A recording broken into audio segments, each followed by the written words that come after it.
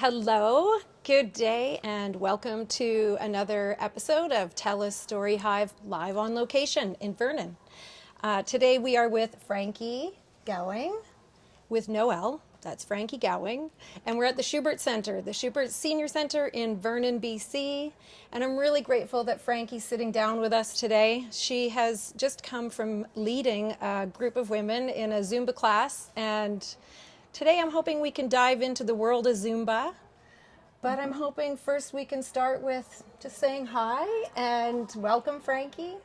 Thank you. I'm happy to be here. I love to talk about what I do. Um, do I look? Do I look there? Look Well, here? we're going to have a conversation, Okay, so we're you just can you and me. you can no, but you can also say hi to viewers as well. But just do what's natural for you. Okay. Yeah, Well, this isn't very natural, but it's all right. it's okay. We're all new to this, All right. and we'll be just fine. Just Yeah. talk to me. Okay. Yeah. So before you moved to Vernon, you were on Main Island, Right. and before that, you were Maple Ridge. Maple Ridge. So I thought we would start just with a little bit of a background of how you, I guess, got into being really physical, being very active. I think it goes back to when you were in school. All Is the that way. right? All the way. All the way. through. You've been reflecting on this, so you can all- help me because yeah. you're going to guide me. Yeah. All the way through my life. Physical things were important to me. And then I retired in 1999. And a year later, my principal, Brent Rutherford, which I recalled his conversation, phoned me and said, "How are you doing?" And I said, "Not too well. I'm a little lost." So he said, "Well, you're good with old people and you're good with young people. And why don't you go into the fitness world?" So I found out how to connect up with BCRPA and Can you let everyone know what that is? British Columbia, BC Recreational something Association. Okay. Provincial Association. And so in 2000, I started going to Douglas College and took all the courses. It took me 4 years. It's not that I'm a slow learner, but I only wanted to go for a few months at a time because I had another life.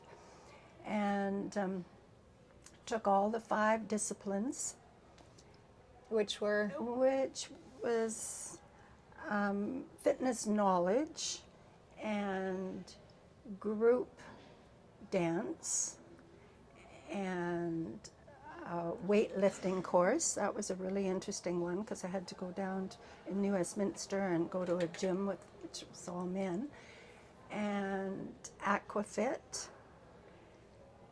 and third age. That was why this works so well, because it's a third age and in-home training, so I could go into their homes and help them. When you say going into people's homes and helping them, is that people who needed rehabilitation or who was They hiring you wanted for that? to a personal trainer one-on-one. Okay. So, and I would take some equipment with me, but also they had things in their house because they were already interested in physical fitness. But they didn't want to, I guess, be part of a gym. They first wanted to get a little bit of foundation and feeling a little bit successful. And then you take the final course, and that was it. And then the next trick was, where do I go from there? And I wasn't interested in making any money because I figured, hey, once you're retired, you do something that you just love to do. And that's what I did. So I just have a question about, teaching or leading people in classes versus personal training. Did you have a preference? Yes, personal training, I was bored. I would go there and work with somebody and I would demo and show them and stop and start. But no, I didn't get any satisfaction out of it at all. So I knew I wanted to do group fitness. So I found a place in Maple Ridge that was willing to try me out. And what they did was they wanted me to charge a certain amount, and I got a third of the amount, and the rest went to them. And I would do a group fitness class with dance. And then we'd walk across the property, and they had a lovely pool, and I'd do an aquafit class with them. And I'd come home, and I'd count my little monies. I'd already paid them, and I'd maybe make $20 or $25. I was absolutely over the top. I was as happy as can be.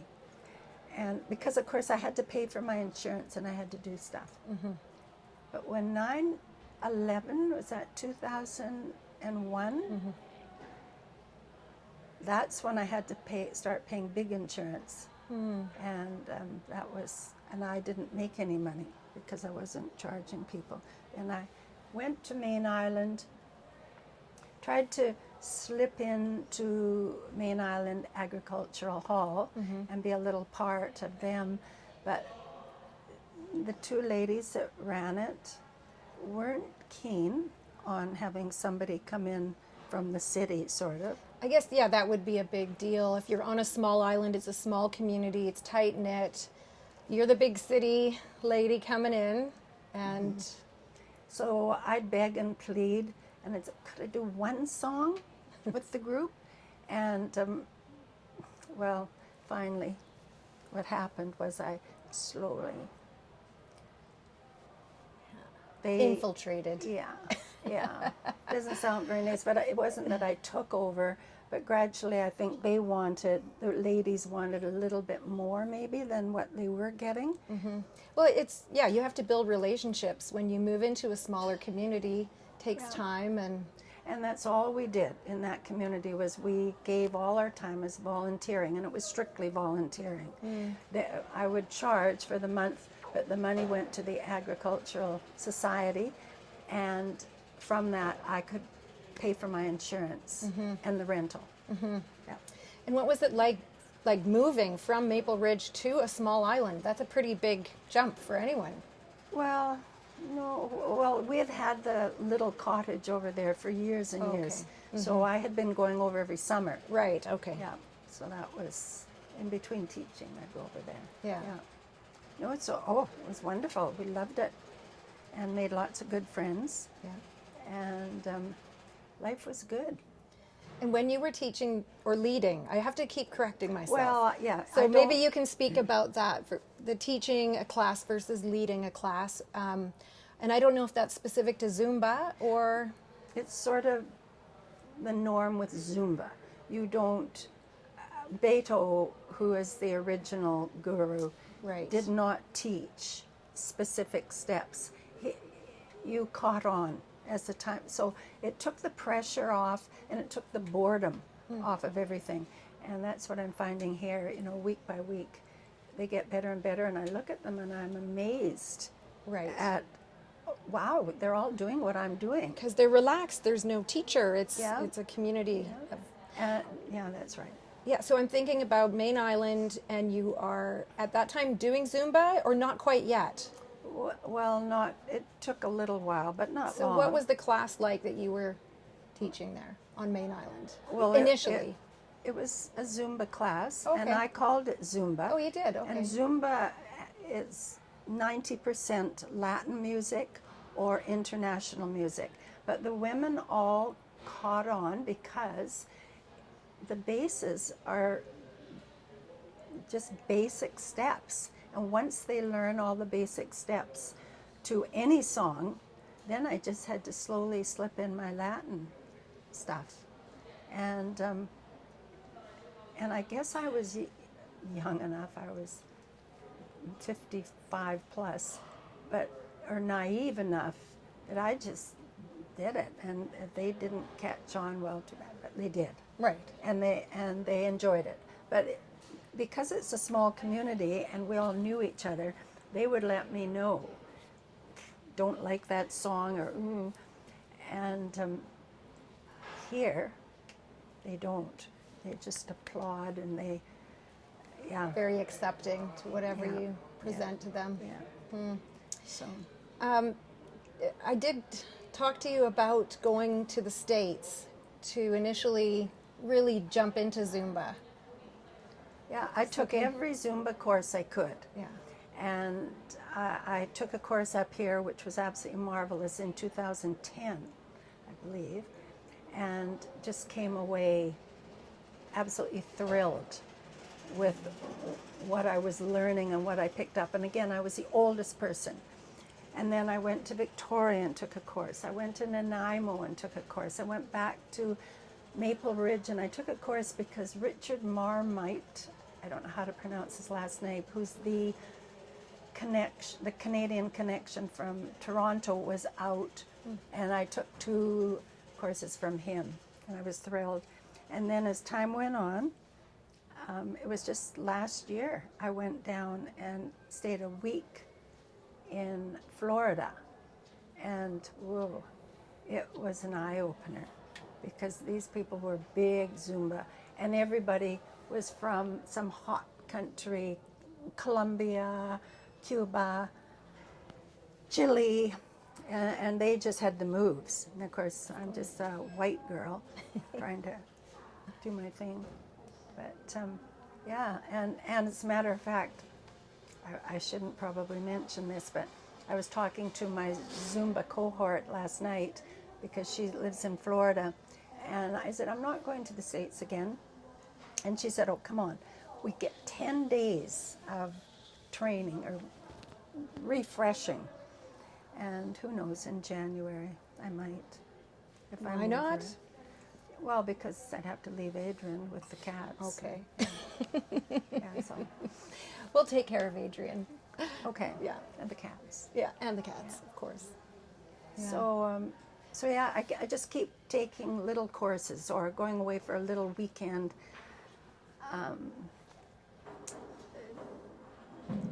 Just a weekend retreat, which just reminds you. And the other thing that really helped was every place I went, anywhere, whether it was Palm Springs, I always found a Zumba place. And so I'm drawing from everybody's expertise, and then I put it into my own little choreography. I'm just wondering if it's always women who are in your classes, or if you've ever had men join. Yeah, I've had some good, well, down in Florida, and of course in Florida we got a lot of men, and they were good.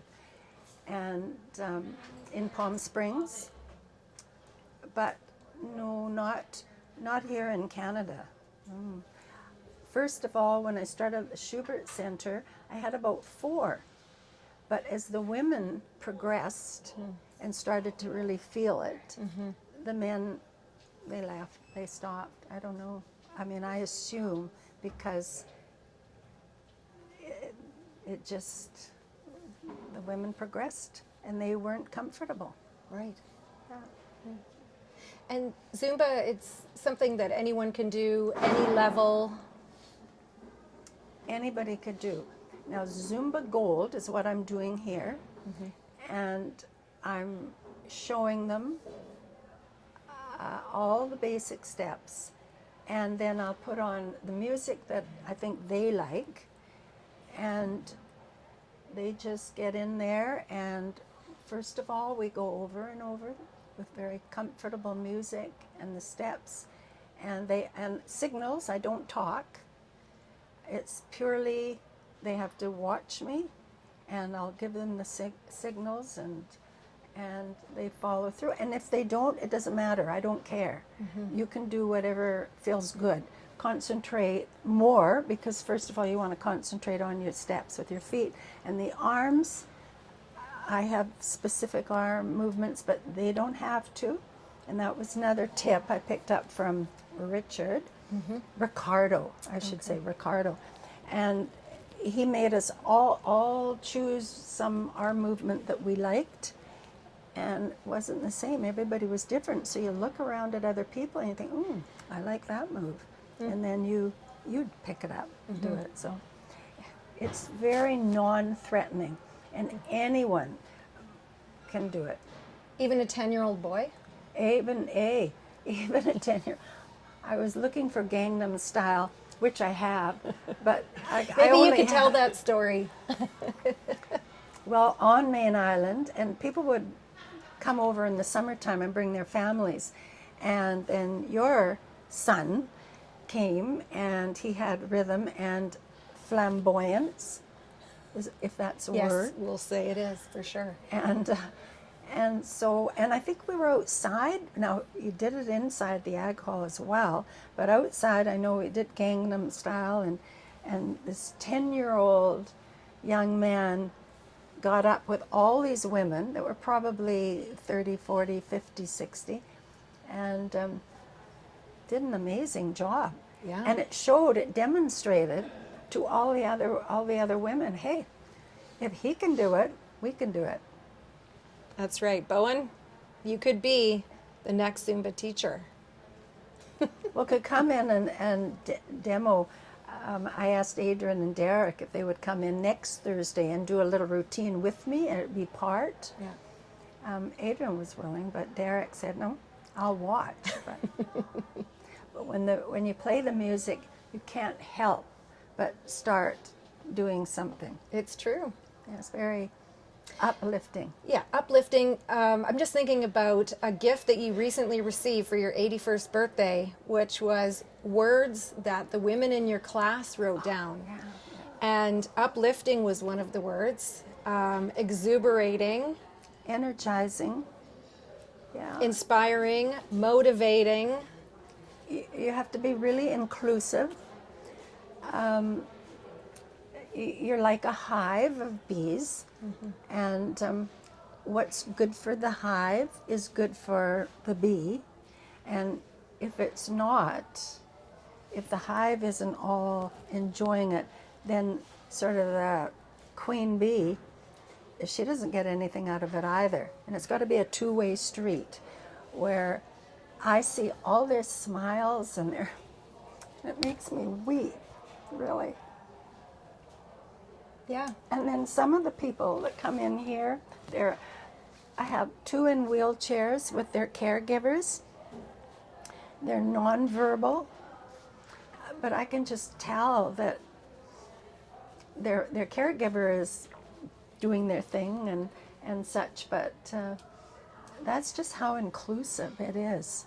Well, and you are putting that out there for these women. Yeah. When I've attended your classes, that's what I've really noticed. Of course, I'm trying to pay attention and be involved in the class, but mostly for me, my heart is singing because I'm just watching how these women are. Yeah. They're coming alive. I like that. Yeah. There's one song, How Old Would You Be If You Didn't Know When You Were Born? And I always say to them, I mean, for me, I'm 17 when I'm in there. And just hoping I've got another 10 years. I think it keeps you young. And the inclusivity of it all is extremely important. And I will go up and dance with somebody. I may not touch them because you never know if they want to be. But it's what we all want. We're social animals, and we want to help each other. And I get as much out of the classes as they do. It makes my life worthwhile. Enriched. It does. Beautiful. Thank you for sharing your emotion. Yeah, well, It's important. yeah, well, I'll start blubbering. I was wondering if you could talk a bit more about the music, because I know for you, music is life. It's everything to you. You told me that the evening on, I guess it's Monday evening and Wednesday evenings, you're preparing for your Tuesday, Thursday classes.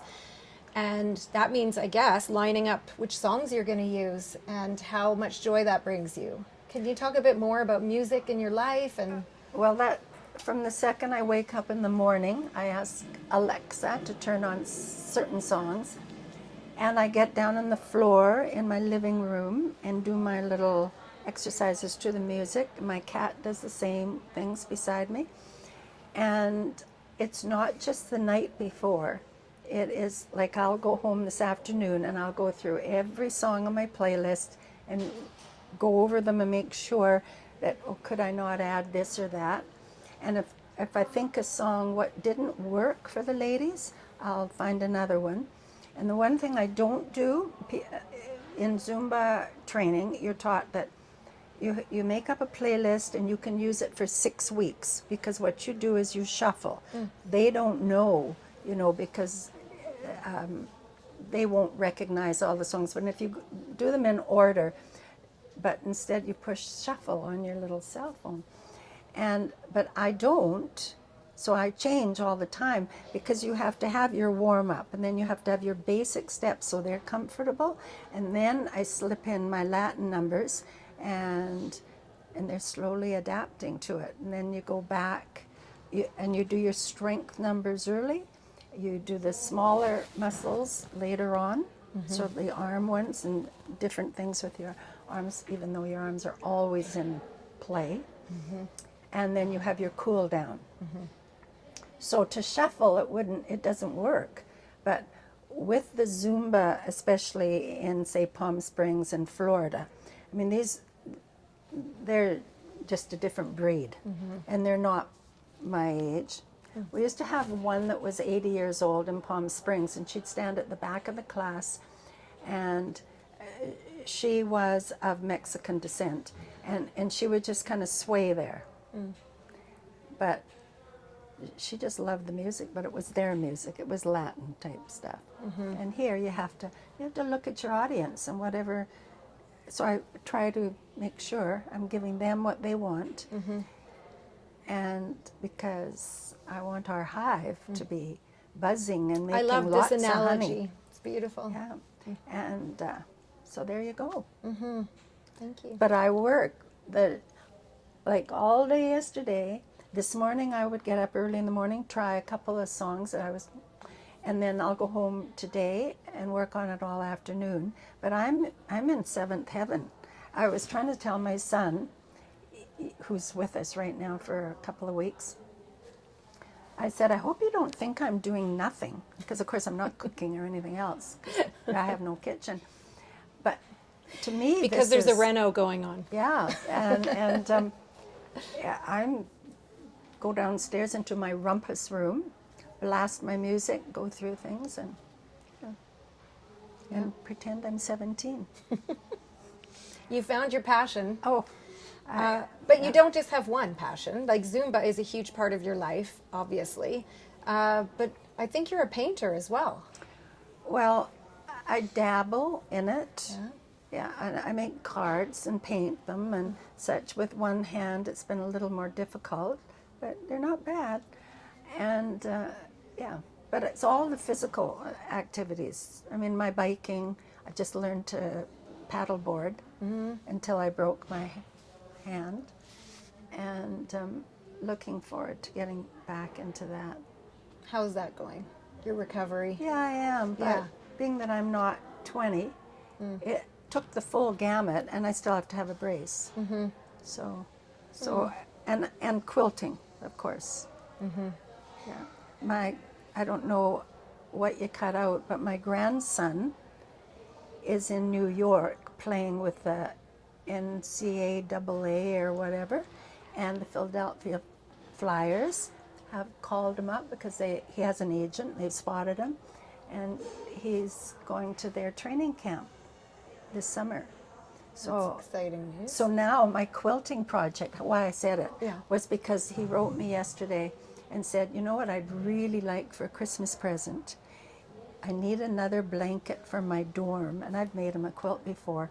And he wants me to make him a quilt with the Clarkson logo on it. So I've got a direction. So Zumba leader and mother and fantastic grandmother.